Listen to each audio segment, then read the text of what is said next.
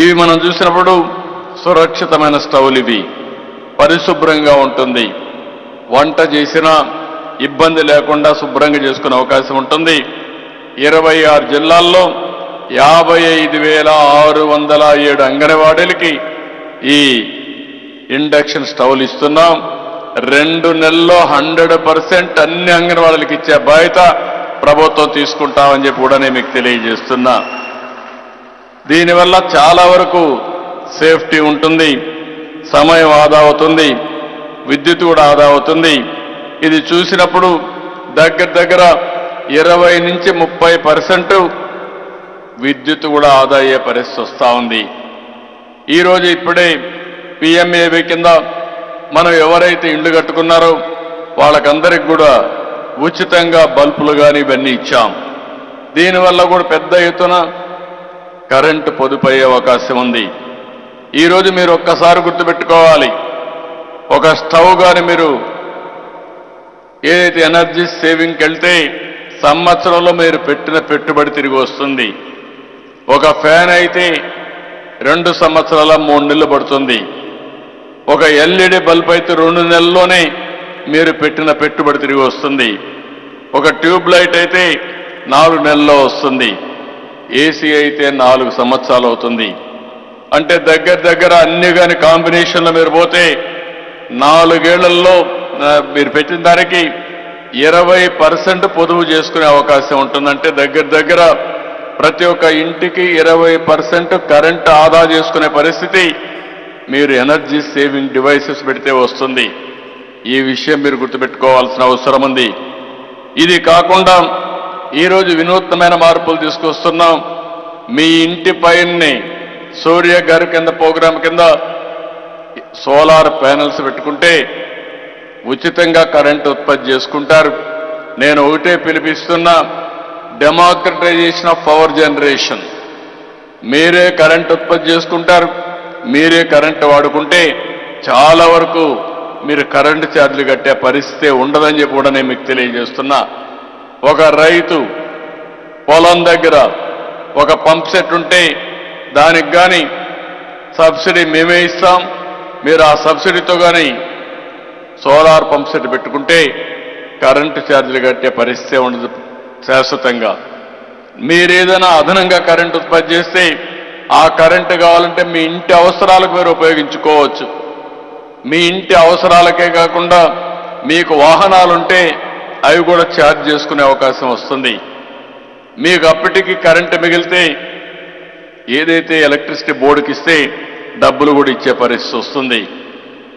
నేను రాబోయే రోజుల్లో ఏపీఎస్సీబీని అంటే ట్రాన్స్కోని ఒకటే ఆలోచిస్తున్న, డిస్ట్రిబ్యూషన్ కానీ ట్రాన్స్కో కానీ గ్రిడ్ మేనేజ్మెంట్ కోసం పనిచేసే పరిస్థితి రావాలి. ప్రతి ఒక్కరూ ఇండ్ల దగ్గర పొలాల దగ్గర కరెంటు ఉత్పత్తి చేసుకునే పరిస్థితి రావాలి. మీరు మీటర్ పెట్టుకొని మీరే వాడుకోవచ్చు. మిగిలిన కరెంటు ఉంటే గ్రిడ్కి ఇవ్వచ్చు. గ్రిడ్కి ఇచ్చిన తర్వాత మళ్ళీ మీకు అవసరమైతే తిరిగి మీరు తీసుకునే వెసులుబాటు ఇస్తాం. నెలకు మీరు వాడుకొని 500 యూనిట్లు కరెంటు కానీ గ్రిడ్కి ఇస్తే మళ్ళీ ఆ నెలలోనే ఎప్పుడైనా పీక్ సీజన్లో మీరు వాడుకోవాలంటే తిరిగి మీకు ఇచ్చే పరిస్థితి వస్తుందని చెప్పి కూడా నేను మీకు తెలియజేస్తున్నా.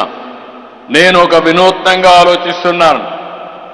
ప్రజలకు ఖర్చు తగ్గాలి, ప్రజల ఆదాయం పెరగాలి, మెరుగైన జీవన ప్రమాణాలు రావాలని అనేక కార్యక్రమాలకు నాంది పలుకుతున్నాం. ఇది కూడా మీరు చేసుకోగలిగితే టెక్నాలజీ వచ్చింది కాబట్టి చాలా సులభం అని చెప్పి కూడా నేను మీకు తెలియజేస్తున్నా. ఒకప్పుడు టెక్నాలజీ లేనప్పుడు నేను కూడా ఇవన్నీ చెప్పినా థియరీ అవుతుంది. ఈరోజు ఒక్క సెల్ ఫోన్ మీ దగ్గర పెట్టుకుంటే ఎవ్వరి దగ్గర తిరిగే పని లేకుండా ఏ పని కావాలన్నా అవుతాయి. నేను మొన్నే మీకు ఒక కార్యక్రమం ఇచ్చాను. తొందరలోనే మీకు ఏ పని కావాలన్నా ఒక మెసేజ్ వాట్సాప్లో పెడితే తిరిగి ఆ పని చేయడమే కాకుండా తిరిగి ఆ పని చేయకపోతే వాళ్ళ మీద యాక్షన్ తీసుకునే చర్యలు కూడా తీసుకుంటా, ఆర్టిఫిషియల్ ఇంటెలిజెన్స్ ఉపయోగిస్తామని చెప్పి కూడా నేను మీకు హామీ ఇస్తున్నా. ఏది కూడా సమీక్షలు చేయడం కానీ జవాబుదారీతనాన్ని ఫిక్స్ చేయడం చాలా ఈజీ అయింది. ఇప్పుడు మీరు చూశారు ఎంత కాంప్లికేషన్ ఉందో అడ్మినిస్ట్రేషన్లో. పాత గవర్నమెంట్ చేసిన తప్పులన్నీ కరెక్ట్ చేయడానికి ఈరోజు నేను రెవెన్యూ సదస్సులు పెట్టే పరిస్థితికి వచ్చాం. అంటే భూములన్నీ ఓటేసే పరిస్థితికి వచ్చారు. దొంగలు గాని టెక్నాలజీ చేతికొస్తే ఏం చేస్తారో అది ఒక ఉదాహరణ. మీకు అందరికీ భూ కబ్జాలు పెద్ద ఎత్తున జరిగాయి. టెక్నాలజీని మిస్యూజ్ చేసి తప్పుడు విధాలు పెట్టి ఒకరి భూమి ఇంకొకరు రాసేసుకొని మొత్తం అంతా కూడా రాష్ట్రం అంతా ఒక భయంకరమైన పరిస్థితి క్రియేట్ చేసి ఒక రోజులో 12,000 పిటిషన్స్ వచ్చాయంటే ఇంకా ఒకరు నెలంతా జరిగితే ఎన్ని లక్షల మంది ఈ ఇబ్బందులు పడ్డారో మీరు గుర్తుపెట్టుకోవాల్సిన అవసరం ఉంది. నేను ఎప్పుడు కూడా ఇంకొక పక్కన చూస్తే గడిచిన 5 సంవత్సరాల్లో పవర్ సెక్టర్ అంతా కూడా దెబ్బతినే పరిస్థితికి వచ్చింది. పీపీఏలు రద్దు చేశారు. కరెంటు వాడకుండా వాళ్ళకు డబ్బులు కట్టే పరిస్థితికి వచ్చారు. ఆ సమయంలో కరెంటు లేదు కాబట్టి 7 రూపాయలు 8 రూపాయలు పెట్టి ఓపెన్ మార్కెట్లో కొనే పరిస్థితికి వచ్చారు. పవర్ స్టేషన్స్ అన్ని సకాలానికి పూర్తి చేయకుండా దానివల్ల కరెంటు ఉత్పత్తి కాకుండా మళ్ళీ ఎక్కడెక్కడో అప్పులు చేసే పరిస్థితికి వచ్చారు. అన్ని కూడా తప్పుడు నిర్ణయాలు చేసి అధిక ధరకు కరెంట్లు కొని ఈరోజు డిపార్ట్మెంటే సంక్షేమంలో పడే పరిస్థితికి వచ్చింది. 9 సంవత్సరాలు 9 సార్లు కరెంట్ ఛార్జీలు పెంచి 33,000 కోట్ల రూపాయలు అదనంగా కరెంటు భారం వేశారు. 1,29,503 కోట్ల రూపాయలు డిపార్ట్మెంట్కి నష్టం వచ్చే పరిస్థితి వచ్చింది. నేను అందుకని ఇవన్నీ సమీక్ష చేస్తున్నా.